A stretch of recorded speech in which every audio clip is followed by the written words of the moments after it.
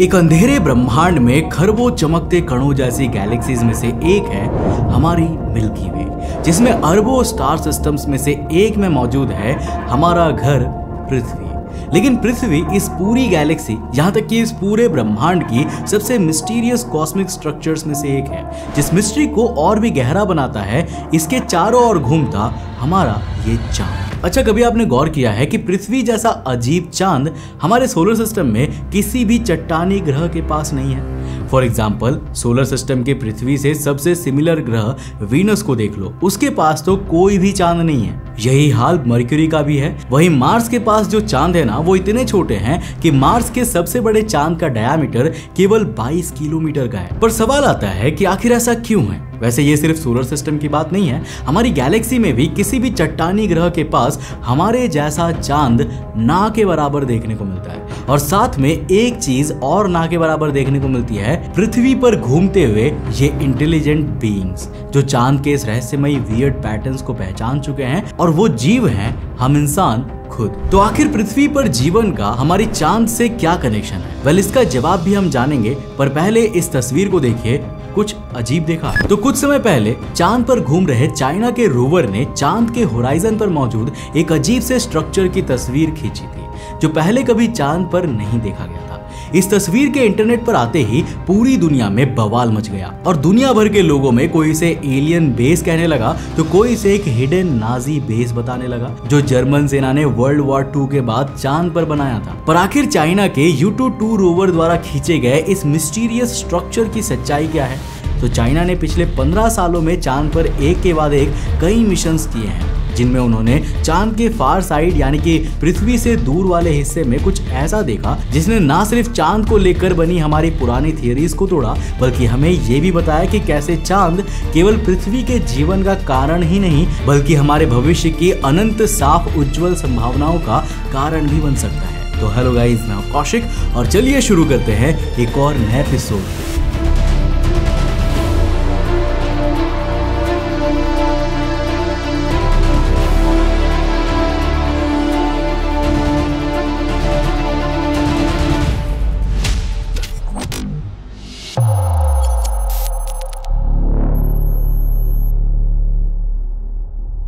दोस्तों, वीडियो में आगे बढ़ने से पहले जिस तरह आप मेरे साथ YouTube पे जुड़े हो ना, मैं चाहूंगा कि आप उसी तरह मेरे साथ Instagram पे भी जुड़ जाओ। ये है मेरा Instagram का user handle, link description box में, जाके फॉलो कर लेना। तो 24 जुलाई साल 1969 एस्ट्रोनॉट्स नील आर्मस्ट्रॉन्ग और बज एल्ड्रिन खुदाई कर रहे हैं और मिट्टी को एक अजीब से कंटेनर में भर रहे हैं। वेल, ये लोग इस समय चांद पर हैं, जो चांद की मिट्टी को कंटेनर में भरकर अपने साथ पृथ्वी पर लाने वाले हैं। ये पहली बार था जब हम चांद की सॉइल को पृथ्वी पर लाकर टेस्ट कर रहे थे। इसका मकसद सिंपल सा था, चांद के बारे में जानना कि आखिर ये कैसे और क्यों बना और पृथ्वी की कक्षा में कैसे आया। एंड शॉकिंगली, इस मिशन में लाए गए सैंपल्स की स्टडी से वैज्ञानिकों को एक अजीब चीज पता चली कि ये मिट्टी पत्थर पृथ्वी के हैं। वेल हाँ, टेस्ट में ये क्लियर दिख रहा था कि चांद से लाए गए ये सैंपल्स पृथ्वी के हैं, पर पृथ्वी की मिट्टी और पत्थर लाखों किलोमीटर दूर अंतरिक्ष में चांद पर कैसे पहुंचा?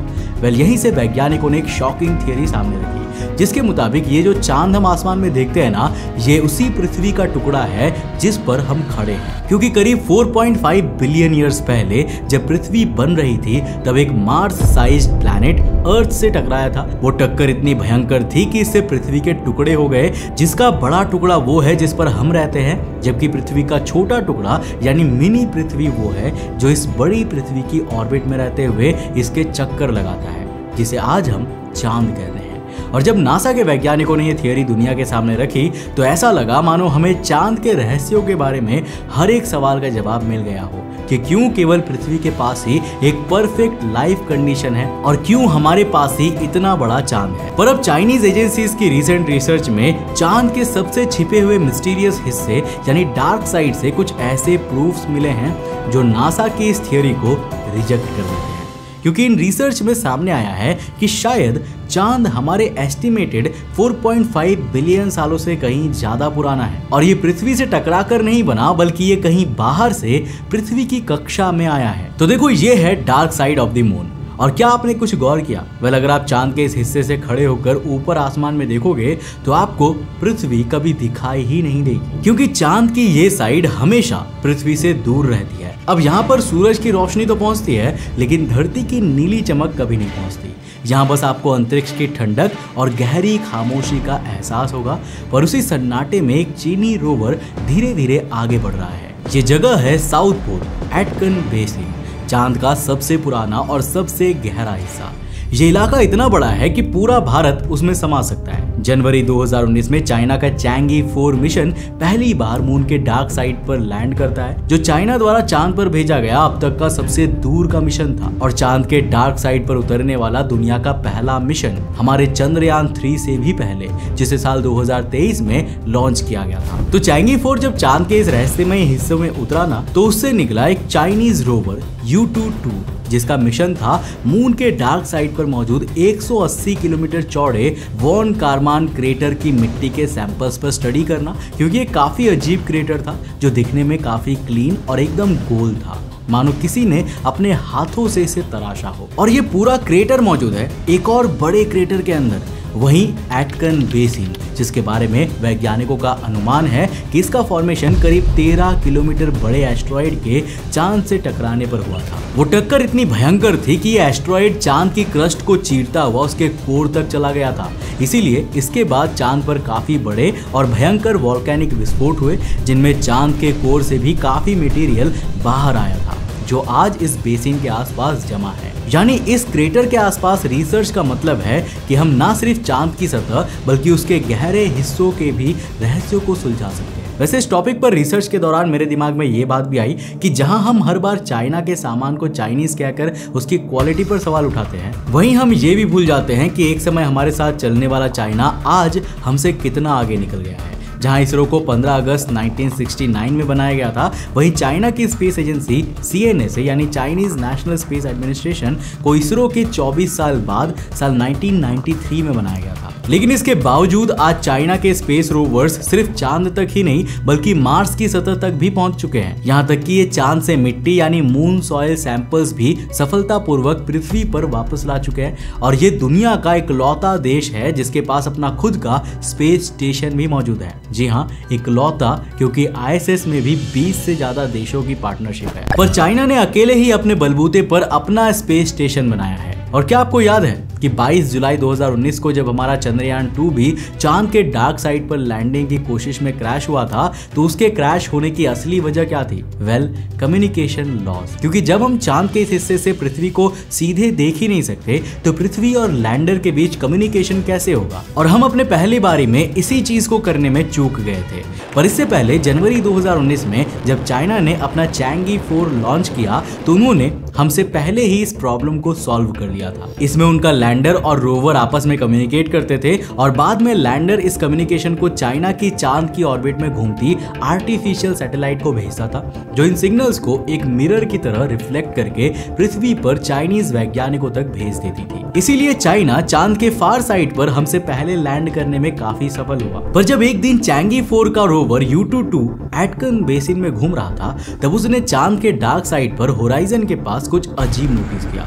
जिन तस्वीरों को जब पृथ्वी पर भेजा गया तो वैज्ञानिक इन्हें देखकर हैरान थे, क्योंकि इसमें एक अजीब सा मिस्टीरियस स्ट्रक्चर देखा जा सकता था, कुछ ऐसा जो ऐसा लगता था मानो कोई सीक्रेट बंकर या एलियन बेस हो और कोई छुपकर चांद के डार्क साइड पर इसमें रह रहा हो।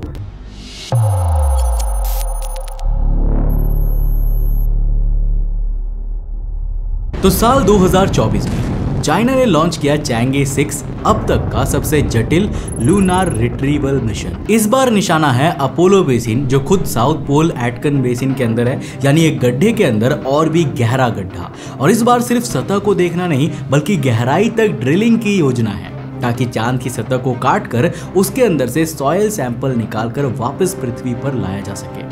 और ये मिशन सफल होता है, जिसमें करीब 2 किलो मिट्टी और पत्थर चांद से लाकर सुरक्षित तरीके से अर्थ पर वापस लाए जाते हैं। जो सैंपल से भरा कैप्सूल इनर मंगोलिया में गिरता है और कुछ ही घंटों बाद इसे चीन द्वारा उठाकर लैब में लाया जाता है और पहला केमिकल एनालिसिस शुरू होता है।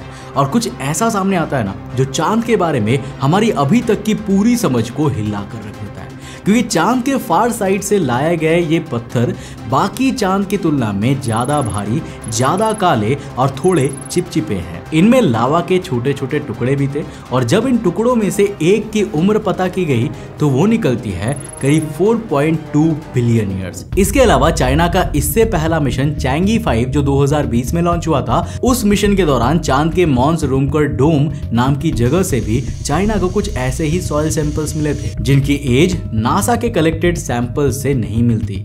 इतना ही नहीं, 2020 के इन सैंपल्स में कुछ तो ऐसे थे जो सजेस्ट करते हैं कि चांद की एज करीब 2.8 बिलियन साल है, यानी पृथ्वी के एज से लगभग आधी, और प्लैनेट थिया की टक्कर के 2 अरब साल बाद की, जो काफी अजीब है क्योंकि अगर ऐसा है तो नासा की वो थियरी जो कहती है कि चांद का जन्म आज से 4.5 अरब साल पहले पृथ्वी से एक प्लैनेट की टक्कर के कारण हुआ था, वो थियरी इस स्टडी के मुताबिक गलत है। अब यहाँ पर ना 2 ही संभावनाएं बचती है, या तो चांद सच में पृथ्वी से किसी प्लैनेट की टक्कर होने पर ना बनकर आज से करीब 2 अरब साल पहले कहीं बाहर से आकर पृथ्वी के चक्कर लगाने लगा था, या दूसरी पॉसिबिलिटी जहां चाइना के ये रोवर स्टडी कर रहे हैं, यानी चांद की फार साइड, वो चांद से करीब 2 अरब साल पहले टकराए गए किसी मैसिव एस्ट्रॉइड से बनी है। पर इन दोनों ही एक्सप्लेनेशन में ये तो साफ हो जाता है कि चांद का नियर साइड यानी पृथ्वी के सामने वाला हिस्सा और उसका फार साइड यानी पृथ्वी से दूर वाला हिस्सा